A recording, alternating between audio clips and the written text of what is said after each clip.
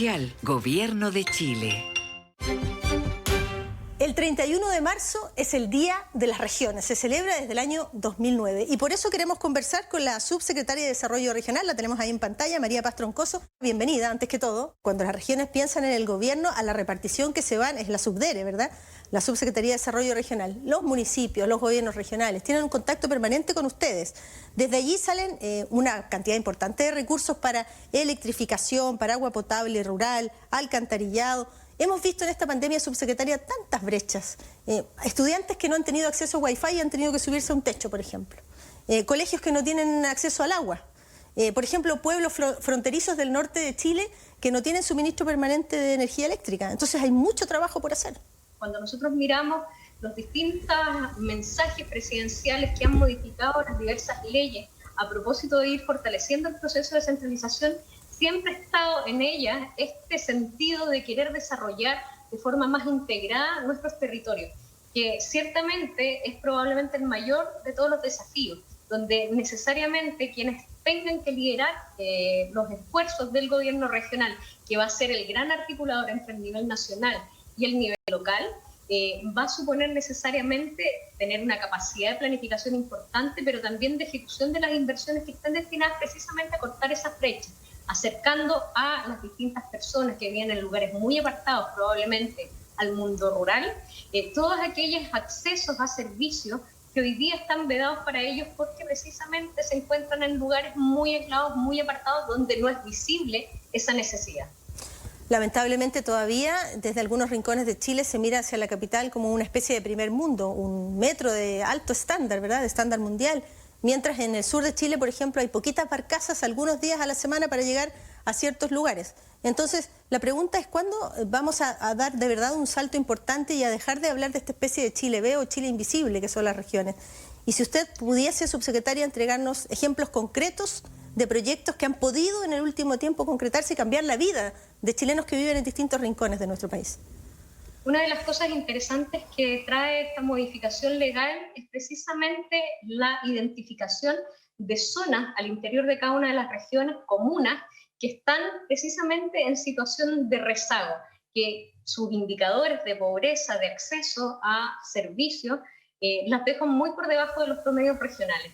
En un esfuerzo de planificación y de focalización de las inversiones, lo que busca esta política nacional de territorios de rezago, que va a permitir a cada región identificar la situación particular de su territorio, es avanzar precisamente en aquellos proyectos detonantes que aseguren acceso a cuestiones tan simples como conectividad digital, conectividad vial, servicios educativos, entre otros, que permitan efectivamente llevarlos hacia adelante y sacarlos de esa condición de rezago, de pobreza, de alguna forma moviendo la aguja en términos de desarrollo. Cuando uno piensa en la SUBDERE y lo piensa desde el municipio, el gobierno regional, debiera pensarlo como en, como en la cajita, ¿verdad?, donde está el dinero que va hacia las regiones. Todos lo miran con mucho interés. ¿Cómo es el trabajo que desarrollan ustedes con los municipios y con los gobiernos regionales?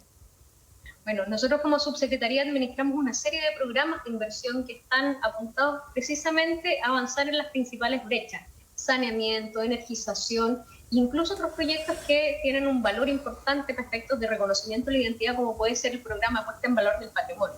Lo cierto es que nosotros, cuando decidimos las inversiones, lo hacemos en consonancia con las necesidades que nos plantean los propios municipios, que son ellos quienes al final del día postulan las iniciativas de inversión y hacen que nosotros definamos cuáles son esas áreas que es importante impulsar. El último año, solo el último año, hicimos un esfuerzo importante de inversión, más de 27.000 millones de pesos destinados a acortar las brechas asociadas, por ejemplo, a acceso de agua potable, rural, alcantarillado, que es probablemente uno de los desafíos que tenemos a propósito de cambio climático, que vamos a tener que asumir en el corto plazo y que es un imperativo de desarrollo, porque bien sabes tú que de alguna forma el agua, el acceso al agua, abre las posibilidades de desarrollo para una serie de otras actividades, como por ejemplo pueden ser las actividades productivas. Aquí son los municipios, los gobiernos regionales los que entran en una especie como de carrera, de competencia, de tratar de conseguir esos recursos que están en esa caja que es la SUBDERE. La pregunta que se está haciendo mucho es, bueno, ¿y mi alcalde, mi gobernador, no sé, mi consejo regional, estarán ellos realmente activos y preocupados de nuestras necesidades? ¿Qué es lo que ha visto usted en el último tiempo? Porque las necesidades son muchas y con pandemia ni qué decir, ¿verdad? Así es. A ver, es innegable que las capacidades para generar proyectos se distribuyen diferenciadas a lo largo de todo el territorio. Por eso tú vas a encontrar a veces municipios muy pequeñitos, pero que tienen equipos de trabajo que son bastante eficientes en términos de formulación de iniciativas. Y tienes otros equipos que no necesariamente son tan pequeños y que no lo son tanto como uno quisiera. Entonces nosotros ahí como subsecretaría lo que hacemos es precisamente llevar inversión en aquellas comunas donde hay una restricción presupuestaria que les impide generar inversiones por sí mismos. Y ahí las autoridades tienen un esfuerzo importante que hacer, los alcaldes, de alguna forma liderar sus equipos interiores y generar estas iniciativas de inversión. Y por cierto, los gobiernos regionales, a través del intendente hoy día, en el futuro el gobernador regional, y los propios consejos regionales de ir equilibrando estas inversiones. Nosotros efectivamente vemos que hoy día se concentran las inversiones en aquellas comunas donde hay mayor capacidad técnica para generar iniciativas de inversión. Y eso es algo que también hay que ser capaz de mirar en el futuro, porque de lo contrario, lo que vemos nosotros es que existe alta probabilidad de que empecemos a replicar en el mundo regional los centralismos nacionales, que se dan a nivel nacional, y donde efectivamente lo que vemos es que las inversiones siguen concentrándose en las grandes urbes, donde hay una alta concentración de personas, pero dejando de alguna forma de lado todo este mundo rural que muchas veces, por ser menos visible al mundo, quedan o van quedando retrasados en términos de inversión. Claro, que se van quedando como en el carrito de atrás. Finalmente, subsecretaria, me gustaría preguntarle, estamos a puertas, y usted lo decía al comienzo de esta conversación, de un proceso histórico, vamos a tener gobernadores regionales, pero la gente de las regiones necesita saber cómo le va a cambiar la vida tener esa nueva autoridad. ¿Tendrá las atribuciones suficientes? ¿Cuáles atribuciones? ¿Y tendrá los recursos para llevar adelante su tarea? ¿Cómo nos va a cambiar la vida a las regiones?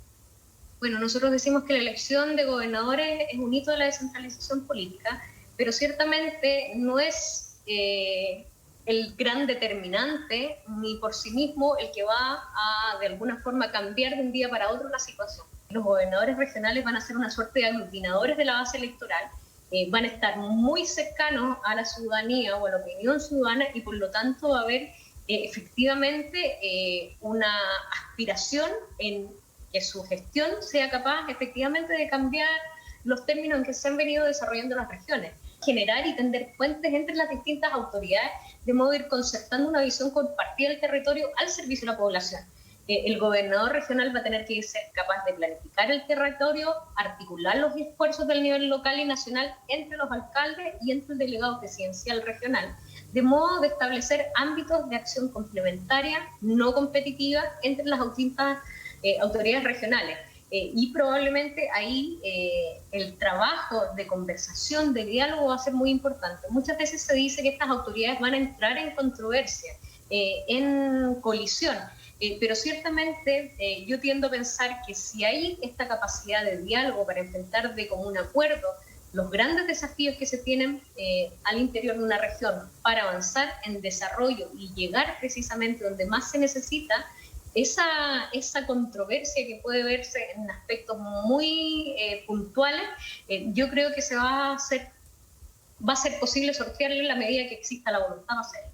Ojalá que sí, que nunca se pierda de vista que están las regiones de Chile antes que todo. Subsecretaria María Paz Troncoso, muchísimas gracias por conversar con nosotros y le mandamos un abrazo. Que esté muy bien. Saludos a todos. Gracias. Arcatel, Asociación Regional de Canales de Televisión de Señal Abierta de Chile.